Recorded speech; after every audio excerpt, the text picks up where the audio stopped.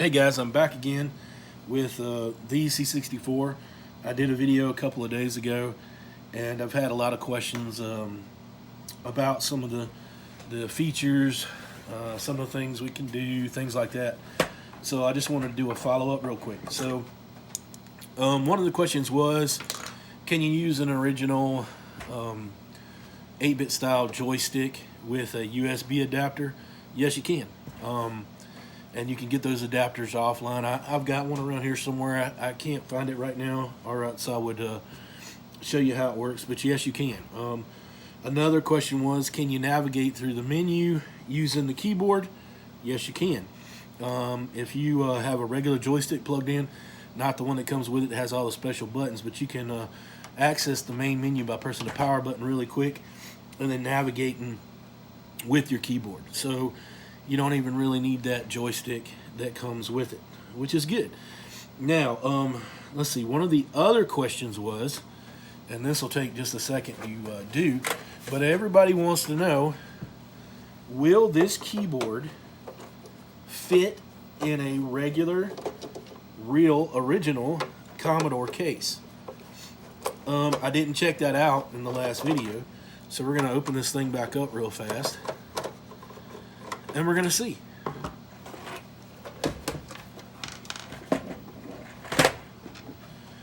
It'll take just a minute to get everything done. I'm filming myself. My son's not here with me. He usually helps me,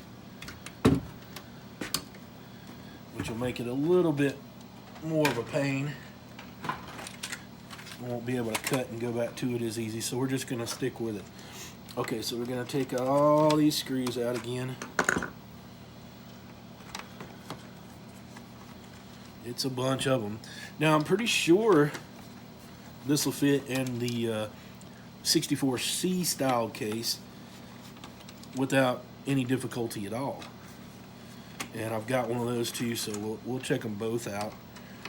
But I really wouldn't think it would be that difficult, since those just kind of slide in a slot, and then you got two screw holes at the top to hold it in. But actually, I'd say the only thing that would cause an issue with that would be this part of the keyboard here, that kind of, the little controller here, sticking out and getting in the way.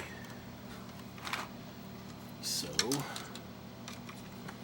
but regardless, with a little ingenuity, I'm sure someone can get it fitting in both cases rather easily.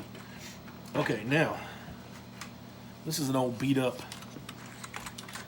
case that came with, or that I painted because it was in such bad shape. Okay, right off the bat, I can tell you right now, as far as the keyboard itself goes, it'll fit in here.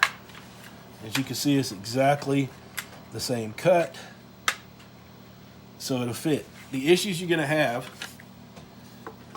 is this controller here, little controller card part, is going to be in the way, or this little part here will be in the way of this, so it's not going to slide right down in there. So if you want to cut this off, it should drop right in there. Do I want to cut it off? Heck yeah, I want to cut it off so we can see. Like I said, this is an old beat up broken case anyway, so we're going to take and pop it right off of there. Oh, I know that hurts.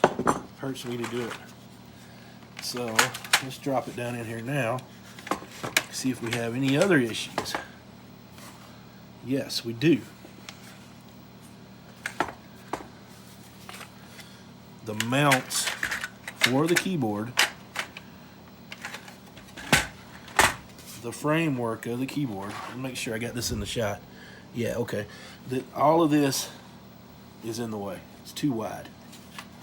It won't slide in here.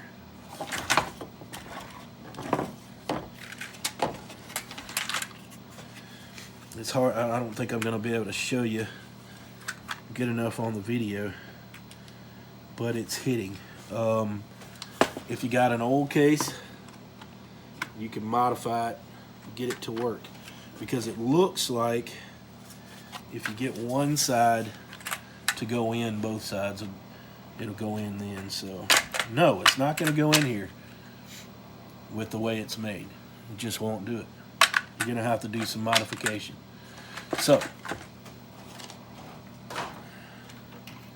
now I have this Pixel Wizard case here, and this will show us if it'll fit in the slot better, or in the actual cutout better, because we should be able to just drop this in here. We'll see. Oops, I got it upside down. Okay, again, it's like I said, this controller card here is going to be in the way.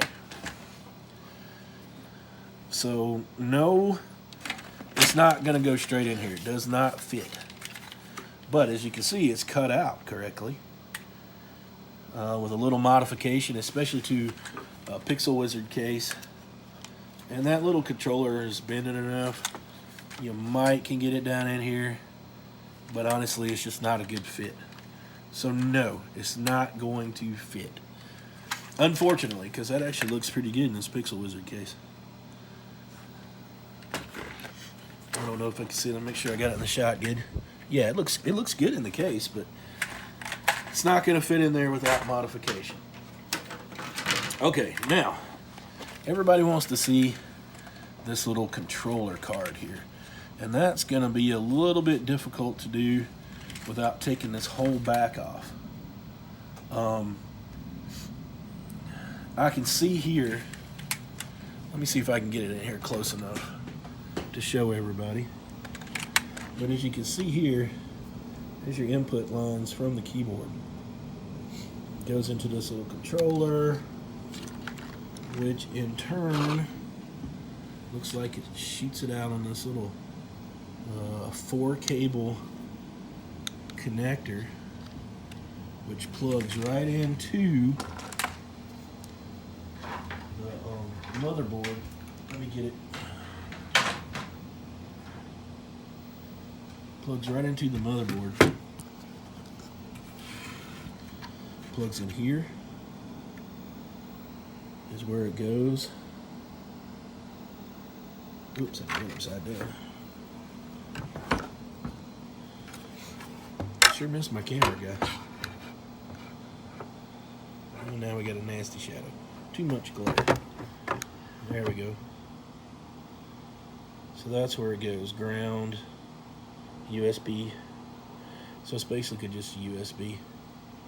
Yep, that's all it is. USB connector. Basically. Let me set this back up.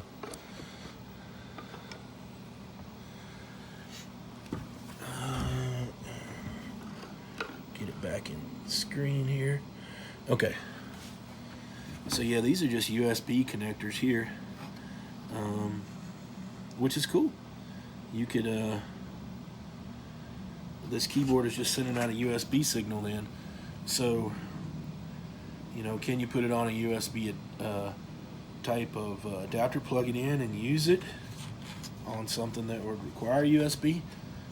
I would think so. Hopefully somebody's going to get, you know, people are going to start really getting into this thing and ripping it apart and seeing what we can do with it. Now let's have another look at the motherboard. I kind of quickly did it on the last video, but let's take it apart here so we can look at it, or take it off. We're not going to take it apart, but here we go. So let me get it over here. So someone commented that it's a custom-made motherboard just for this.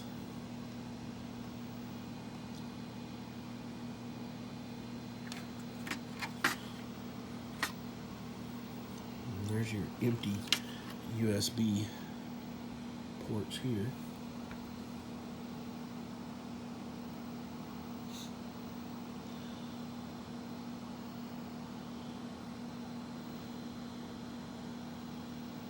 Pretty simple setup. Okay, so that's you know, that's another look at the motherboard. Inside of the bottom of the case, it's got a lot of extra standoffs and supports and stuff. I don't know what these are for down here. You can see it's got these extra ones here. I don't know, you know, maybe they plan on doing something else with it, or if that's where it's held into the mold or whatever. I'm not sure. So anyway, that answers a few questions. All the questions with the browser and such. I'll make another third video with that, and we can go through that. But really, online, the answers for all those types of questions can be found on their website. They have a full manual for the C64. So you know, all the browser questions and things like that.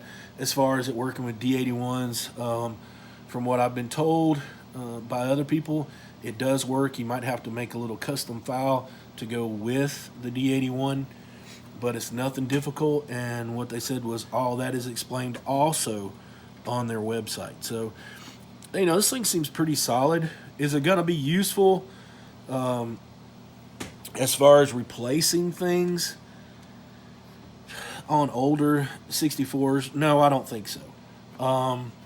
Can you put it in a real case, the keyboard in a real case? I'd say yes, if you're willing to do some modifications to the case itself. I wouldn't, you know, I wouldn't take your nice original case and start hacking on it by any means. But if you want to get a Pixel Wizard case and, you know, work on it, then yeah, sure, maybe you can get it to fit in there fine. You know, it's no big deal. You know, a little bit of ingenuity, and I think you can get it set up to go in there really nice. But the keyboard itself on this is basically just a USB controlled. This is the whole setup here, like I showed just a minute ago. Keyboard comes into this little controller, is converted over to a USB signal.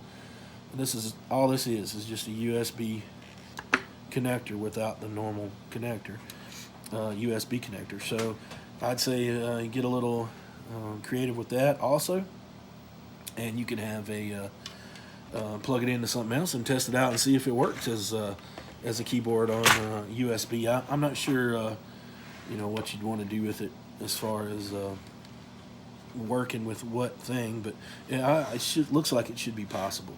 The keyboard is very nice. I was very pleased with the way it looks. I like the layout of it, the keycap. Oh yeah, keycaps. Okay, I forgot about that part. Someone mentioned maybe you could, let's get a good picture of it here. Maybe you could cut out the square and make an adapter to fit in there that would work on the original Commodore. And I would say that looks really possible. If you cut it down far enough, then all you'd have to do is have some epoxy and a square connector on this end, and convert it over to the normal round Commodore style keycap connector, and it should pop right in an original. Now, is that going to be useful to you? I'd say no, unless they're going to sell, unless they're going to start selling you these keycaps. I mean, it's too expensive to buy one of these to use the keycaps off of. So I don't think it'll be anything that you'll want to invest in. But they, you know, maybe they would be willing to eventually sell just the keycaps, and someone could definitely make use of them then. But anyway, so I'm just going to wrap it up there. Let me get all this put back together. And like I said, I'll probably do a third follow-up where we're, you know, going through the file browser system and things like that. But for the most part, all those types of things can be answered right on the website in the manual themselves. But anyway, thanks for coming back, and we'll see you again.